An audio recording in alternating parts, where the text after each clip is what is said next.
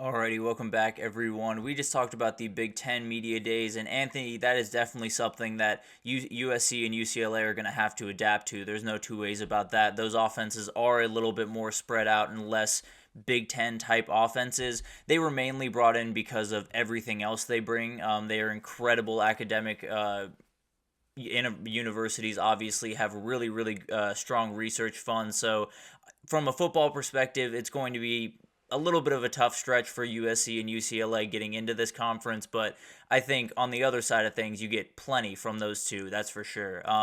But then let's get into ACC Media Days, and there is a ton to break down here, and it's kind of funny. Going into this one, you thought you were going to hear everything from Florida State and Clemson, and we got plenty from what was going on there. Obviously, we know that they are sticking around in the ACC for at least another year after this one, so we'll get them for a little bit longer, but it felt like Florida State in particular was just a little bit quiet this week, and I wasn't necessarily expecting that, but it does make sense because they're now practicing. They started practice, I believe, on Wednesday, so they were up in Charlotte on Monday, got right back down, and got to work for Florida State. So definitely makes sense that they were a little bit quiet, just went about their business and got out of there pretty quickly.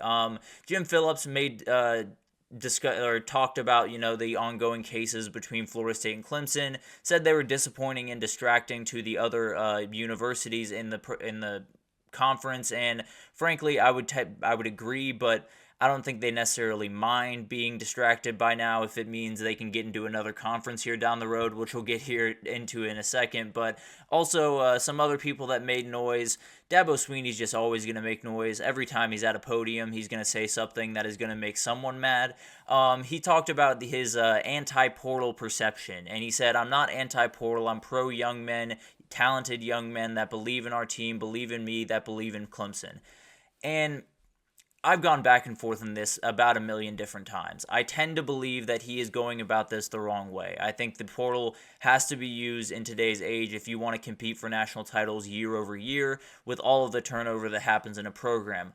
All that being said, I really just have to respect this man for saying this is the way I'm going to go about business. I think this is the right way, not only for our program, but also for these kids. I think this is the right way to go about business, and no amount of headlines and no amount of going after me is going to change that. So while I don't necessarily agree on the approach, I can really respect him standing on that and saying this is the way we're going to go about business, and I'm going to prove you all wrong and say we don't need to use the portal to win a national title.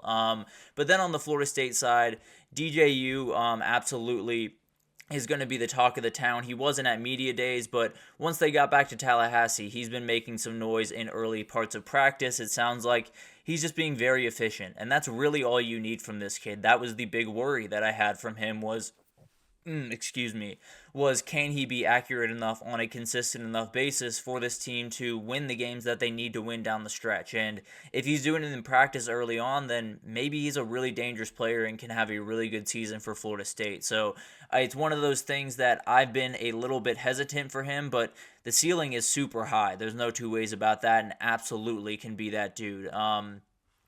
And Anthony, I tend to agree. There is some issues in that conference commissioner chair for the ACC that are not going to be fixed anytime soon. Let's just put it that way, and it might be not too great for the conference. But also, there was a report that Florida State, Clemson, as we already know, but Miami, UNC, NC State, Virginia Tech are all looking out of ways from the ACC grant of rights. It also sounds like the Big Ten might be looking to poke some holes in the behind the scenes. So I just got to imagine that once we get to that negotiation, I think in February for this ESPN contract for ACC, it's not going to go well for the ACC. That's just my gut feeling right now, and there are a lot of things that are pointing me in that direction. But let's get to Miami, and let's talk about the way they walked into this thing. And I think there's obviously a ton of hype around this team. There's obviously going to be some people that absolutely hate that there's hype around this team, that say, we do this every year with Miami, they're not going to be any good again, all this stuff. And then there's people on the other side, and there's people that are really excited about this team. I tend to be in that group because I think they're about as dangerous as really any team, especially in the ACC, but maybe even in the country, and it's really because of the guy under center. He is an absolute beast. Mario Cristobal talked just incredibly glowingly about Cam Ward, said he is an alpha leader. He is someone that every time he shows up to practice, Everyone knows they have to elevate their game a little bit more, and that's what you want out of your quarterback. He doesn't need to be the most vocal guy in the world, although that is exactly what Cam Ward is. If you saw that video between him and Shedeur Sanders, he's a vocal guy. Whether it's good or not, time will tell. But at the end of the day, he is definitely someone that is a vocal leader, and he's someone that's getting praised just all over the place in Coral Gables right now. So this team has a lot of hype going into the season. There's no two ways about that. He can do so many incredible things this year and bring this team back to where they want to be, where they absolutely want to be, which is at the very head of the table. They don't want to be a team that, just competes for ACC titles. They want to win them, and they want to win them multiple years in a row. So this might just be the year where everything gets rolling, and frankly, you'll find very quickly that if the Miami ball gets rolling, then it's going to be incredibly hard to stop it. But that's something that we'll figure out likely after this season. Louisville made some noise in this conference, obviously coming off a huge year where they went to the title game against Florida State. But overall, this is a team that I've been pretty forthcoming about that I just don't necessarily love all that much. I think Tyler Shuck is a little bit of a downgrade at quarterback, and I think they're riding margins last year especially that they're not necessarily going to be able to match this year. Now, all of that being said, Jeff Brom is an absolute beast. He can do so many incredible things with his offense where I can look at the team and not necessarily feel super great about the guys on it, and then they go out and win 10 games. Frankly, it happened last year. I didn't necessarily love Jack Plummer going into last season, and he had a great season. Now, he was coming from the offense with Jeff Brom from Purdue, so that's a little bit different of a situation, but definitely something that is going to be really, really awesome to watch. And when you have a D-line like they have with Ashton Gillette kind of leading the way, you can do a lot of really special things. So I'm trying not to write off Louisville too much, but definitely not the team that I'm circling going into this offseason. But SMU was also there. They came in swinging. I really, really like the energy from the Ponies this time around because they came in with a ton of different guys. Two different quarterbacks were in attendance, Ken Jennings and Preston Stone. It does sound like both those quarterbacks will get run this upcoming year in some form or another. Kevin Jennings did an incredible job in the AAC championship a year ago, so it's not necessarily crazy to think that they're going to be the guys that you want to get on the field. I tend to believe that Preston Stone will be the normal go-to guy, the number one guy. But at the end of the day, if you need Kevin Jennings, he is absolutely ready to go. There's no two ways about that.